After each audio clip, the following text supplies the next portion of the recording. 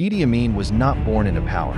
He was born in the 1920s in the rural regions of Uganda, at a time when the country was still under British colonial rule. Little about his early life suggested that he would one day become one of the most feared rulers in modern African history. Amin had very little formal education. Instead, he found opportunity in the military. In the 1940s, he joined the King's African Rifles, a colonial army unit controlled by the British. At first, he was simply a soldier, but Amin stood out. He was physically imposing, confident, and fiercely loyal to authority. These qualities helped him rise quickly through the ranks. By the time Uganda gained independence in 1962, Amin had already built a reputation as a powerful military officer. As the country struggled to define its political future, Amin moved closer to the center of power. Uganda's first Prime Minister, Milton Obote, saw Amin as a valuable ally.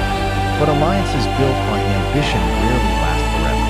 By the late 1960s, tensions between the two men were growing.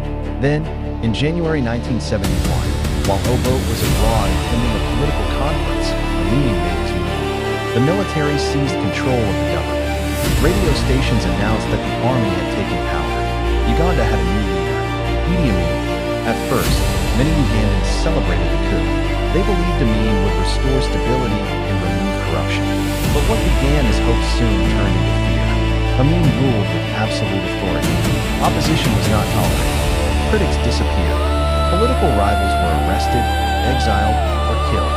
Over the next 8 years, Uganda became one of the most brutal regimes in Africa. Human rights organizations estimate that hundreds of thousands of people may have died during Amin's rule. He gave himself grand titles, including His Excellency, President for Life, Field Marshal Alhaji Dr. Idi Amin. To his supporters, he was a strong man defending African pride. To his critics, he was a dangerous dictator ruling through fear. By the late 1970s, the situation was becoming unstable. The economy was collapsing. International pressure was growing. And inside the country, opposition was rising. In 1978, Amin made a decision that would seal his fate.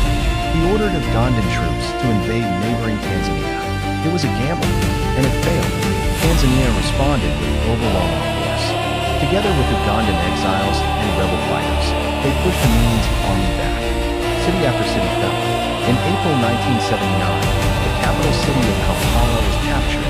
Idi Amin fled the country. His 8-year rule had come to an end, but Amin was not captured. Instead, he lived the rest of his life in exile, first in Libya and later in Saudi Arabia. He died in 2003. His legacy remains deeply controversial. Power can elevate a man to unimaginable heights. Yet when power is built on fear alone, its fall is rarely quiet. This is Empire Archives. And in the end, power always leaves a legacy